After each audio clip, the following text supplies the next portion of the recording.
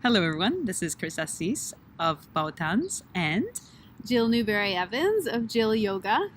and today we're going to be discussing tango, yoga, principles, playfulness, risk taking, all of it together because we believe that everything is connected.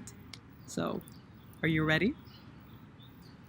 So, what got us here? For me personally, and this is what I was talking to Jill about for quite a few months till we decided to put it on video. It was that I wanted to find out more and to understand as much as possible how movement comes into our lives and how, if we change how we move, we can be possibly happier. So yes, you might be going for a dance once a week, and you might be doing a class maybe another time of the week, and being in there in those moments makes you feel good. You see your friends, nice music, all this is happening, but it's also the energy that you have afterwards that I'm more interested about. That you might go home and you stretch out your legs and it somehow feels different because maybe you were working on your posture in the class, or I don't know, maybe you danced a lot using a different technique or a different style, and now it's all of a sudden your body feels different and you can't really tell that moment if it's good or if it's bad, but it's just different. So I wanted to, dig in and see how can you stretch it out to the rest of your life? Can you maybe in a year from now be a completely different person through movement, or reveal parts of you that you have somewhere hidden, you can only see when you're doing something? I don't know. That's my question mark there. Well, for me, it's more when I introduce myself as a yoga teacher, a lot of times people will say, "Oh, you must be very good at yoga," and it's not. I mean, it might be shocking to people to hear that I don't aspire to be good at yoga. It's not one of my goals. And I practice yoga so that I can move around in my life better. All the things that you're describing. That's why I practice yoga, so that I can have an easier time in the rest of my life and move as naturally as possible, as economically as possible. So to flip it around the other way, it really, I can't get my head around wanting to be good at yoga. I don't see any. The only thing I could think that would prove is that I was really good at following somebody's instructions. Right. Yeah. That doesn't sound dreamy at all. Yeah, but I don't know. I see it in a lot of classes. People in the beginning, and that's not a bad thing necessarily. Yeah. It might be a good start, being very excited and actually wanting to get really good. Sure. It is. Yoga. It is. I think it has to be, whether it's tango or it's yoga, yeah. It has to be a part of it. Else why would you wouldn't think to come to a class if you didn't have that in mind. I don't think. Yeah. Yeah. Nobody wants to go to a class and make his goal to suck. It doesn't make any sense. But I don't know, at what point do you think people are starting to look for something different? Because sometimes, and I've heard it from many tango dancers, and from some yogis, is that we're looking for the connection. This is usually what you would hear from any person dancing tango. That they're looking for the connection with the other person when you're dancing in partners.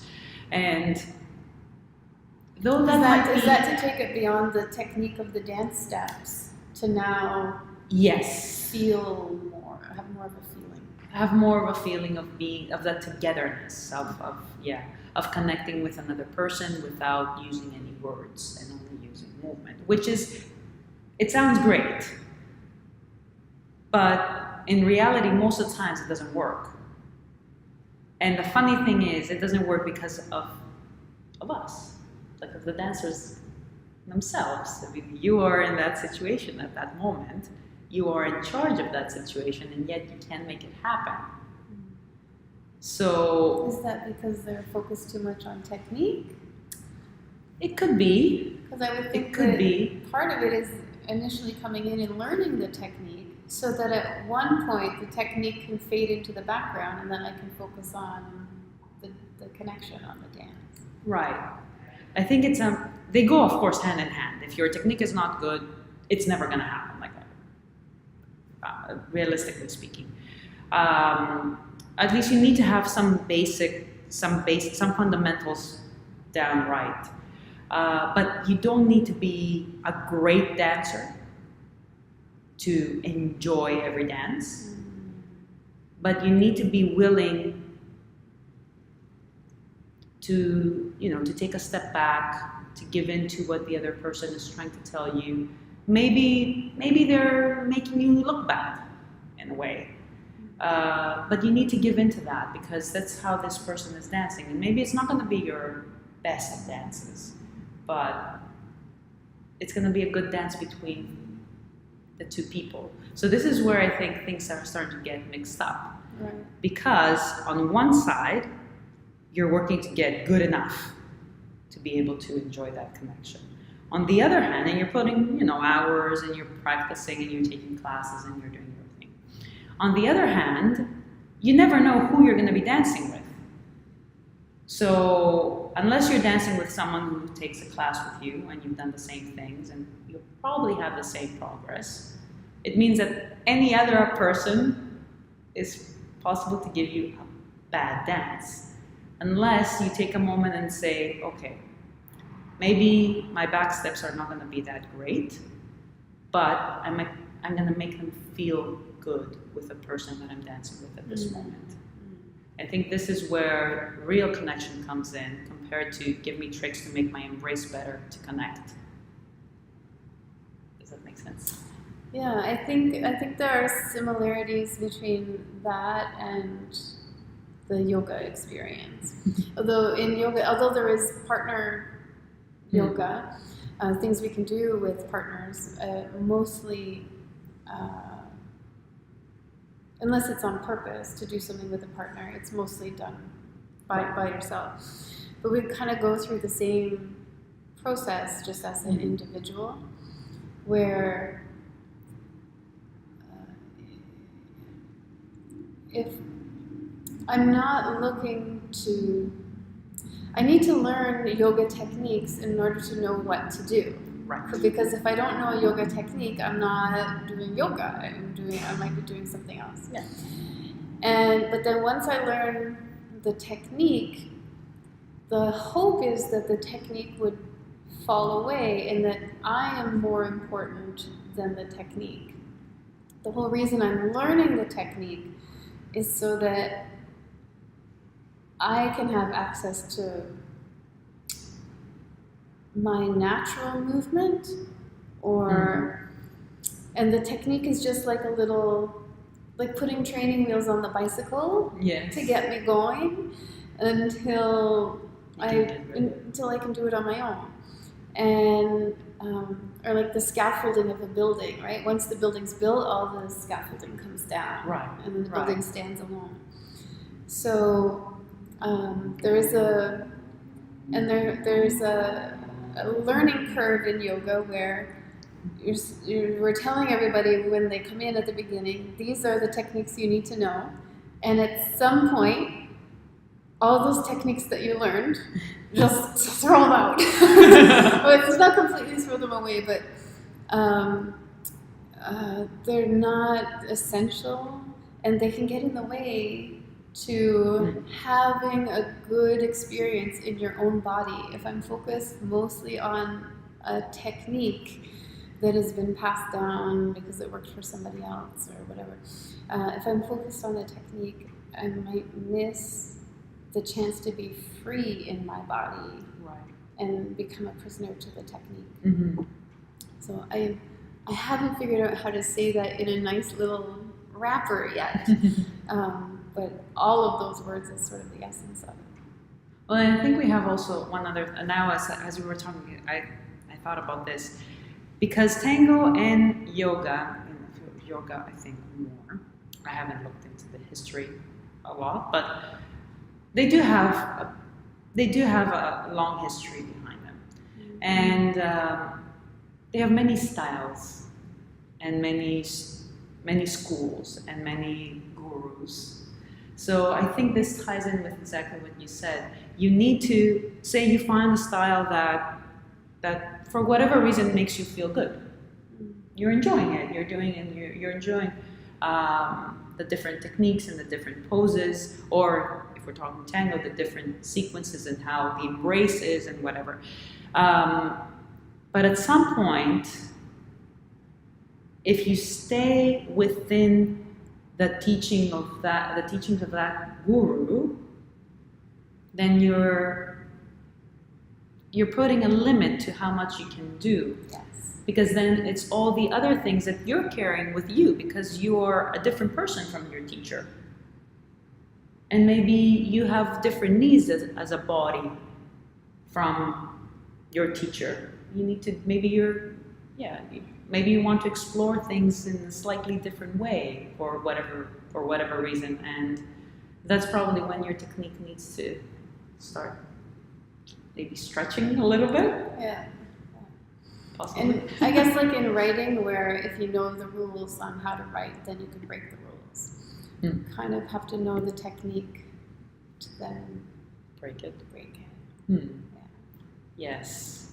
So this comes to say that if you were looking for tricks or drills and you got to this video, unfortunately, it's not going to be this way. But I don't know. I think our main goal will be to inspire you, maybe to try different things and maybe take a little bit more of a risk. I don't know. Sometimes it is a little bit of a risk, especially if you are doing it in a social environment. You're not at the comfort of your own home, and I can understand how some people might be like, "Oh, but I can't just do whatever because my partner is going to be upset," and that's true. That's absolutely true. Or I can't do whatever in a class with 15 other people. But I think we need to be a little bit more risk takers. That'd be fun.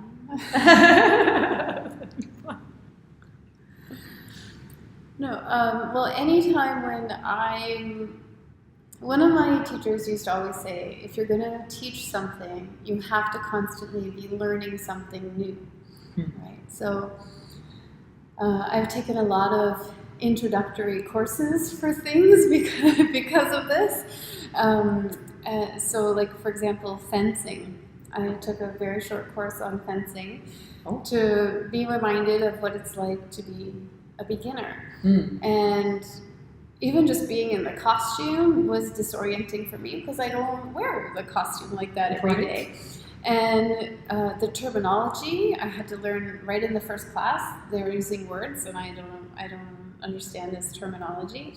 So there's a really steep learning curve, and it has been really helpful for me to do this every so often, so that I can be reminded of when we have beginners in the class, how disorienting it can feel and how vulnerable I can feel when I'm learning something new. And then to say to somebody who's feeling a bit exposed and challenged and outside their comfort zone, will just take a risk and go with it. I don't want that. Taking a risk walking into the room. Exactly. And yet, because I've already been through the yoga and I've done a lot of learning in yoga, that I can say, nothing really bad is going to happen if you take a risk. but it can certainly feel a lot different at the time. And I can't remember why I was starting to mention that, but I think it's an important piece to remember. I think I started that with asking people to be a little more risky. Oh yeah, and I like it. And but it's so. But therein lies the fun, right? If we're not risking something and stepping outside our comfort zone, how much are we really learning that's new? Right. So yes, it's maybe a part of it. Well, it is already like, and I'm not saying it to just make people feel good. It is No, already a big step to open the door and walk in the studio, not knowing anybody. Like maybe sometimes some people come with a friend, but really the rest of the people there are people who never met before, and we're adults and we're comfortable with the people we already know, and you might not want to be dancing cheek to cheek, literally, with a stranger. So all that is risky to start with. Right. And I'm not just saying, oh, come on, you can just do it. I don't think that's the case. I just think that since you took that first step, and that's probably the biggest step, you can think about it not like, oh, I just want to do a new dance.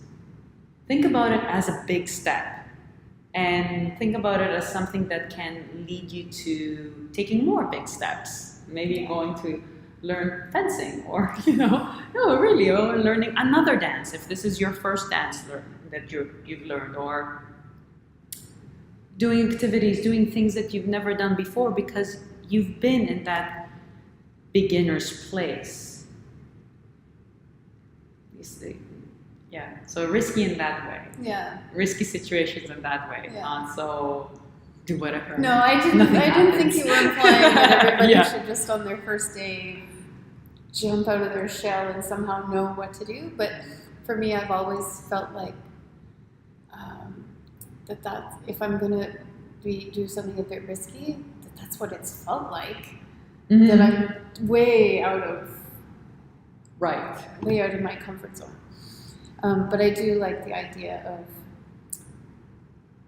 as being a beginner. Part of it is being a bit outside of your comfort zone, and then continuing to come back to that. Like as you get more comfortable picking up the skills and the techniques, coming back to that beginner's mind, like you mentioned, so that I'm gonna continue to be a beginner. I'm gonna beginner my way through the process. Right. Yeah. I like that phrase, beginner my way. No, really. So I'm thinking now, if we're not talking about someone who just started, but if we're talking about someone who has been into yoga or tango for some time, how could they do that? What would be, say they listen to our video, hopefully, and they're thinking, oh, I like this idea, I really like this idea. Would it just mean going back and taking a beginner's class again in the yoga studio or in the tango studio, if that's what they're doing? Would it mean going and doing something completely different? Would it mean both? Or trying a different style of yoga? What do you think? I think none of the above? I don't know. I'm just coming up with things. I think as people are moving through their yoga practice, if at some point somebody wants more than what they're experiencing in the class, then there's things like private lessons where you can work one-on-one with the yoga teacher, and I know you have that in tango too. Yeah, definitely. And where it's more customized to the person, and less about, in caring for a whole class of people, we have to teach on averages. And you had a really great story about cueing that happened the other day. Well, it was a posture workshop we were working on, and you would think that we've all heard the cues like take your hips back, open up your chest, pin the shoulder blades together, and do this, do that, do the other. So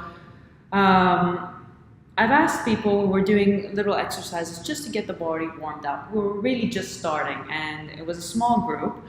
So I was going around, okay, so what made the exercise easier for you? Every person in that group said a completely different thing. And what I had in my mind, it was also a completely different thing.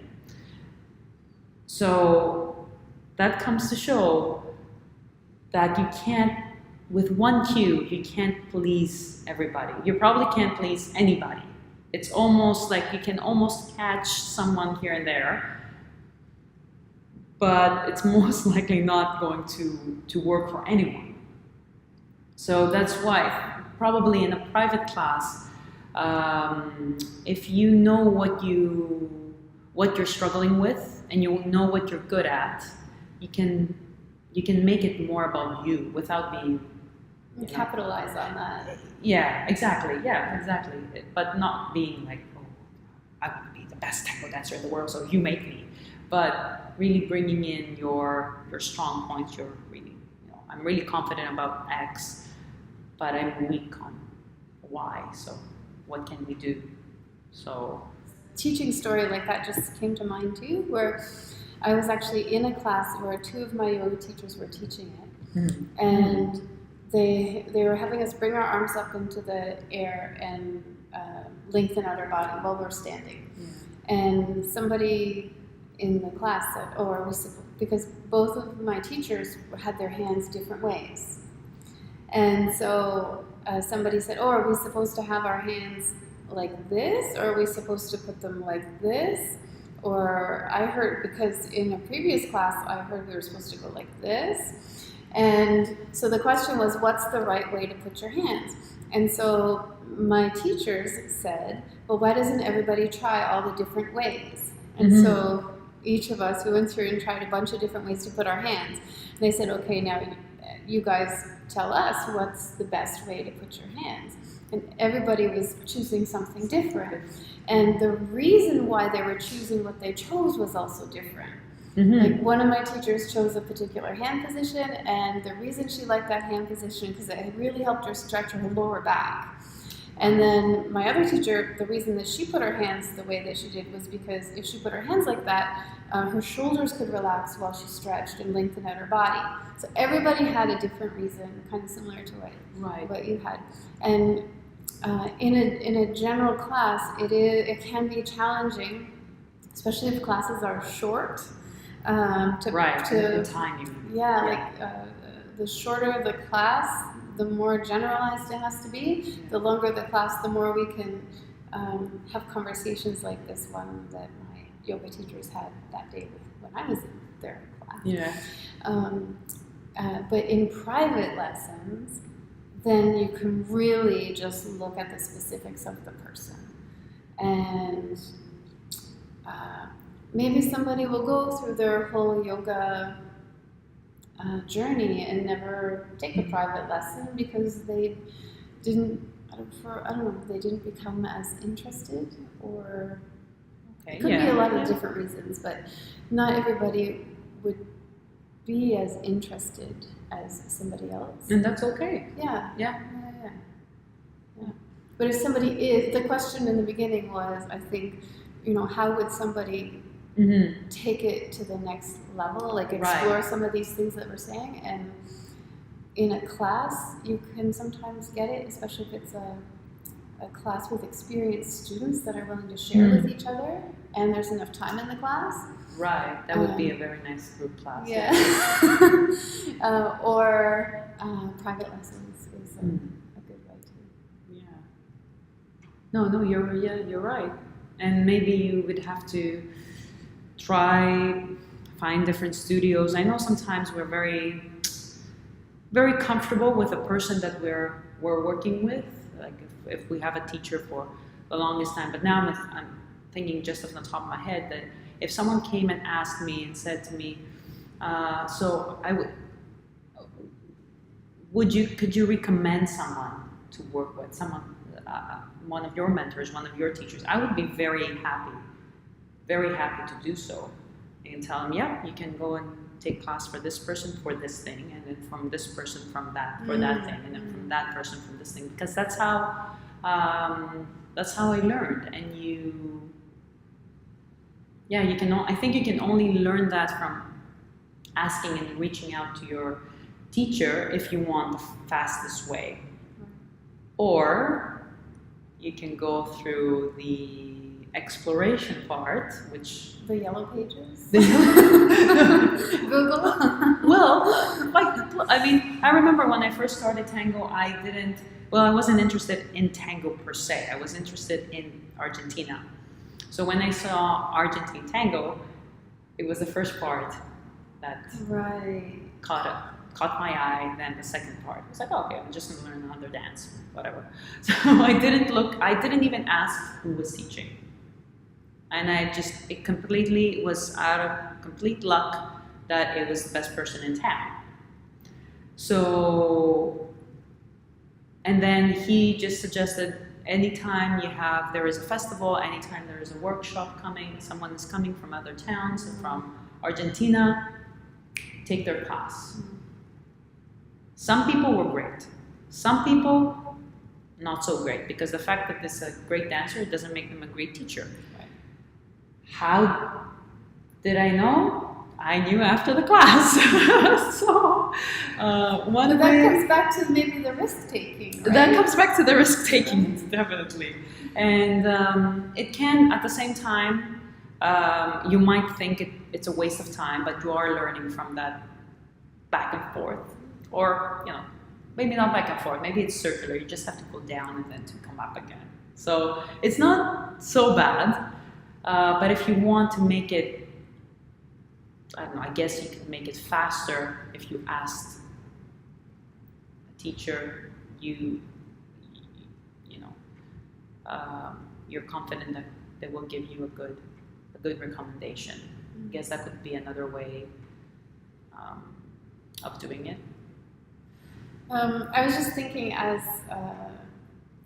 teachers, even when I've gone to a yoga class that I didn't get out of it what I maybe hoped to get going in, as a teacher, I still learned so much from it. Like, I learned from what wasn't there, or what I would do different. Yeah. And so I was just trying to think, from before when I was teaching as a student, if there would also be value in going to a class and it wasn't as good as I thought, or I didn't get out of it what I hoped to get. I'm wondering if there's some skills in there as a student that I could also be able to pick out and use, other than, well, I should next time get a recommendation before I sign up for this class. That would be the safest way. But I, to be honest with you, now I'm thinking back to what you said, I think that if I could say a class was not worth it, was either a class that it was too packed, and I didn't really have any access to the teacher, or a class that was that I wasn't ready for. So I have been in classes that the teacher was not, they were not as good teachers as they are performers. Right. But still, I got some things out of it. Maybe I didn't get them right away because I was pissed off. But then after thinking about it and, trying things out and all that stuff, going through the struggle of figuring things out for myself, I did get something out of it.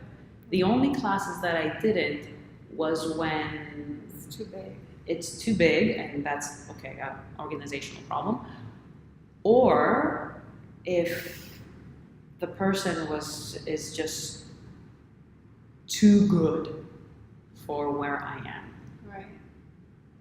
So yeah, and I couldn't get what they were trying to tell me.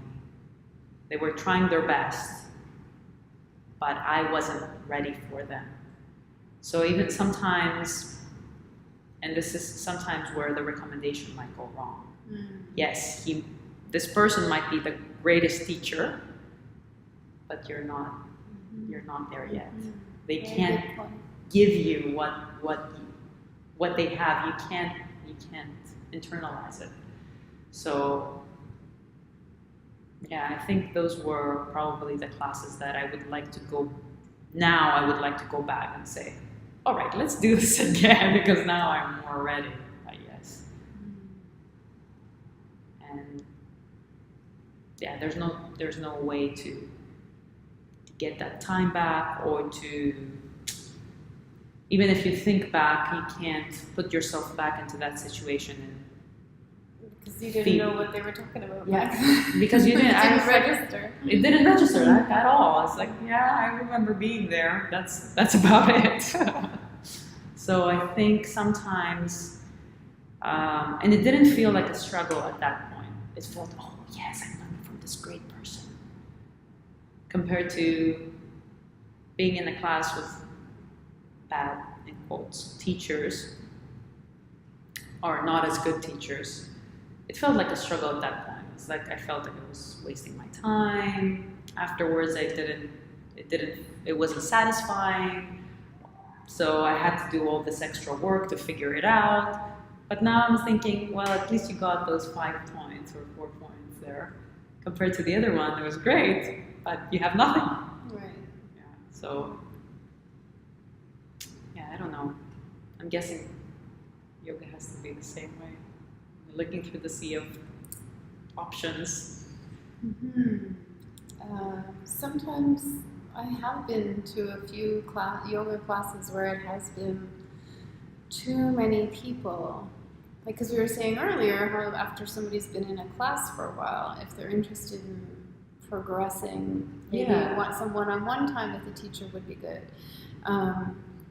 But I have been in classes where there have been so many people, I felt like I was just lost in everything. So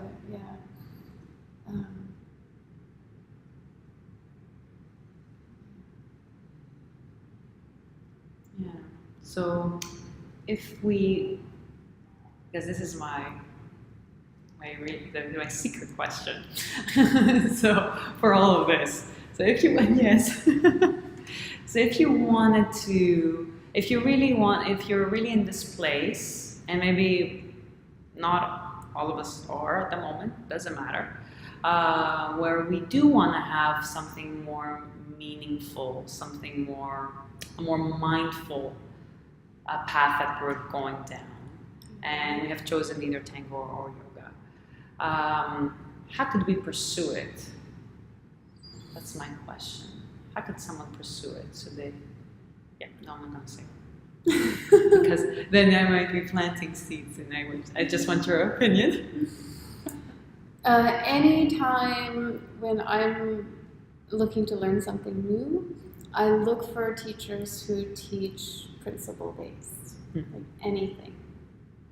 And I was turned on to the idea through yoga, through my teachers. I don't think I had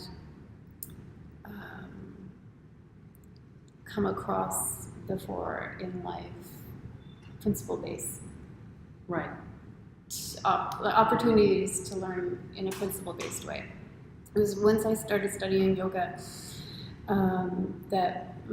that's how my teachers taught, and it really resonated with me because it's rather than learning a set of rules, I learn a couple of principles, and the principles can guide me not in my yoga practice but through everything else. Mm-hmm. So when I learn other activities or like fencing that I'm talking about,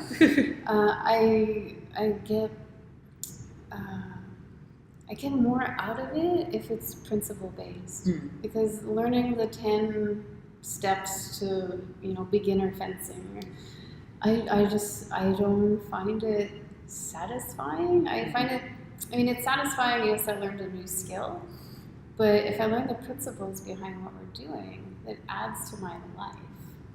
And give me an example. Well, in yoga, our three principles, main principles we work with are breathing, grounding, and it depends on how you say the last one. Lengthening the spine, or elongation, or freeing the spine. Mm-hmm. These are all synonyms for the same thing. So breathing, grounding, releasing. And if I'm learning how to be in a yoga posture, and I can breathe while I'm in it, I can ground, Mm-hmm. and I can let my body unwind. I feel much better physically than if I contorted myself into a position following a series of steps. Yeah, do one, and then do this, and then do that. And then when I'm off my mat and out in the world, I practice breathing and grounding and releasing. Like, for example, I'm walking down the street, and a couple of days ago it was a bit cooler outside, and my shoulders were up to my ears, and I was kind of forward as I was walking, and I didn't feel so good. And I thought, wait a minute, how about I walk in a way where I can implement my principles that I know?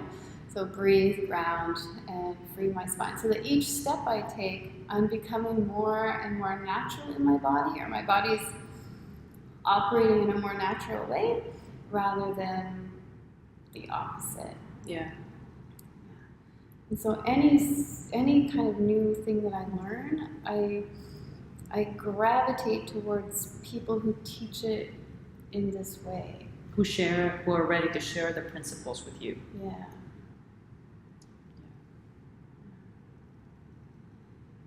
It's strange because it's sometimes like as I was hearing you sing that story, walking down the street and feeling, it seems so simple. It's like, oh yeah, of course, yeah, obviously, yeah, that's all I can see. But we never do it. No. It's funny because as you were the description is like, oh yes, yeah, I can remember myself through these 5 months of winter, and I felt terrible. And I think it has to do with how you actually feel, because you can't throw that off you like you do your quote. The feeling it of builds, and then it builds every day or every time you go out, feeling like this all the time, and then you walk into the building, you're not cold anymore, but you're still like this. Yeah, that tension. You carry that tension with you. So taking a moment to say, 1 second, I've dealt with this before, or I know how to deal with this, is I thought that those sounds very simple. It's not simple at all, because we never do it. Or maybe because it's simple, we never do it. So, I don't know. Before I met my yoga teachers, I never had anybody point it out to me before. Like, I didn't learn it at home as a skill, or I didn't learn it in school. It's just that I think that's maybe why we don't do it, because like there are probably cultures around the world who live like this, and they don't need us to say, wait a minute, you need to stop and breathe, ground yourself, and unwind. And I think there are cultures where probably people grow up this way, and for me, I didn't learn it until a little bit later in life, and it just makes so much sense to me. It's, in a way, it's breathing, grounding, and free, doing something, carrying on in a way that my body becomes free. Doesn't feel so much like I'm doing something as much as I'm undoing all many the things. stuff. Yeah, all the stuff that we pick up, and then the next day gets piled on top and piled on top. So in a way, it even feels weird to say, this is the way I like to do it, this is the way I like to live, because I'm not doing so much as undoing. And in the process, discovering how to be more myself. Mm. Anytime I'm building up like this, it's creating a block. Oh, yeah. And when I'm breathing, grounding, releasing, I'm much more myself. And it is a goal of mine to be my authentic self in the world as much as possible, as often as possible, all the time if possible. Well, that reminds me of a story, short one. I was teaching an absolute beginner class, Tango, and a person got really frustrated at some point because the first thing that you learn in Tango is walking. And you can understand possibly why this is frustrating, because people know already how to walk. And now here you come and you tell me that 30 years of walking are a complete mistake and I need to learn to walk again. So at that point, I was like, okay, whoa, one second. What's going on here? You're probably walking, I didn't say that to him, but this person was probably walking wrong down the street. Walking into the studio, we're talking about all these biomechanically correct ways to walk. But this is so strange and so weird and so out of the norm for him, because his body was used to walking in a certain way and it worked for him. Maybe it wasn't the right way, but it worked for him. Oh, there's a difference between natural and normal. Exactly. Yeah. And now all that, it was like, why are you doing this to me? Basically, that's what he was saying. Yeah, I know how to walk. Why? This is a waste of my time. Why are we doing this? Why don't you just let me, teach me some steps and show me how to dance with this person? And at that point, I had to take a moment back and say, okay, yeah, I understand your frustration, but it's a tango walk and all this and that. But it stayed with me, and now when you said that, I was like, oh, one second, now it comes. It's all connected. It's all connected. It comes into this, like right through. We carry.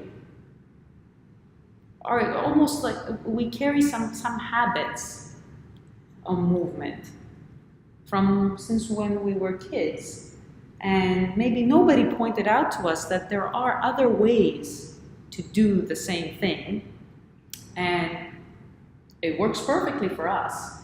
So when you get into a yoga class or a tango class or any other dance class where, as you said, they're teaching principles, movement principles, then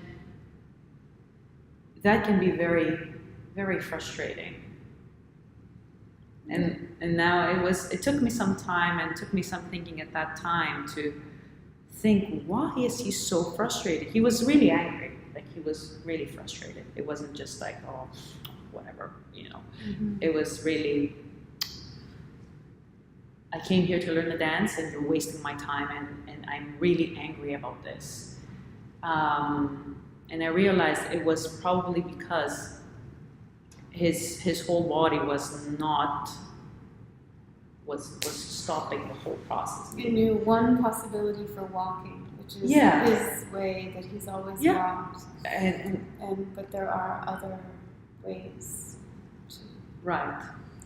That's one of the things that yoga gives me is different ways to do the same thing, mm-hmm. which I think is really healthy for our bodies. I think our bodies, when they do the same thing over and over, we're wearing things down. Even if it's the right thing, no? Even if it's the right way. Or a good way, a healthy way, let's put it that way. Yeah. One of my teachers, she's very, very cookie, and I love her to pieces. She sometimes will tell us about how at home during a commercial break, okay, it's commercial time. I'm going to get up everywhere I go in the house during the commercial break. I'm going to walk sideways to get there, right? Just so that she changes up the pattern. She's not, getting out of the couch from using the same foot first and then continuing on. And then the next commercial break, okay, now every time when I'm walking around the house during commercial break, I'm going to walk like a monkey or whatever. Yeah. So that she changes up the pattern on purpose, so her body not only remembers that it doesn't have to do the same way all the time, but that she has access to moving in many ways. Maybe it's looking then for a different way. You're building your body to look for a different way, not to settle for the same way. Yeah, because then it's easier. And I know when I've had an injury before, and I'm limited to moving a certain way, then the injury heals, and I'm still moving the same way, right? And my body needs to be reminded that this isn't the only way we can get things done. There's other possibilities. And that's one of the biggest things that I'm excited about that yoga offers us, is that the chance to keep the possibilities open for as long as possible. So in the way you presented, I really liked it. It was like, aside from laughing out loud, because I really liked it, because now it came to my mind. How we were talking about the challenge of learning something new, that there might be some frustration and some anger and some moments of thinking I want to give it up. But what if it wasn't all that serious? What if, because in tango, for example, we know like you walk backwards and you walk sideways and you walk forward. What if you just did that at the privacy of your own home? It might sound silly, but it's not. Why does practice always have to be so serious? So why does it have to be so serious, and it can't be like, when commercial starts, I'm gonna go sideways to the kitchen? I was in a yoga class once, and my yoga teacher asked us to do something in a certain way. It was a familiar movement, but she asked us to approach it in a different way than we normally would in her class. And my brain just went, what? I don't know how to do that. And so I immediately started moving in one of my favorite ways on the floor, just so I could feel like I'm okay, I know how to do something well, look, I'm good at this thing, I can do it. And she came over to me and she said, do you understand what we're trying to do? And in a very kind way. And I said, yes, and I'm gonna try it again. But I did try it, and I was so frustrated. I just needed a moment to come back home and to kind of nurture myself in this way. And in telling her the story, and in telling her what I was doing, I got to laugh at myself, right? And that's kind of maybe a little bit like what you're saying, like, why does it have to be so serious? But you brought it in the class environment. Yeah. And then when I was able to laugh at myself, then when I went back to try it, it was not so serious and not as daunting. Right. Yeah. So if you've already taken the risk and you've walked in a yoga class or in a tango class, or if you haven't yet but you're really thinking about it and you're not sure if you want to start something new, but you deep down you really want it. So if you take that big step, know that everything doesn't have to be as serious as what's going on the outside of that classroom. That you have the security of what you already know, what you already love and care for. That's not going to be lost. And maybe you're going to make a wrong step. Maybe you're going to make many steps wrong. And maybe, all the poses in yoga are not going to work out with the first go. But it's not as risky as you think it is. Or as risky as it might feel. Yeah, or as risky as it might feel, or as terrifying as it might feel, and maybe you laugh it away and try again. Because if it all goes wrong, everything's gonna be okay. Yeah. You're still breathing. You got the ground under you, and you're in a good place. Yes. Even if it doesn't feel that way.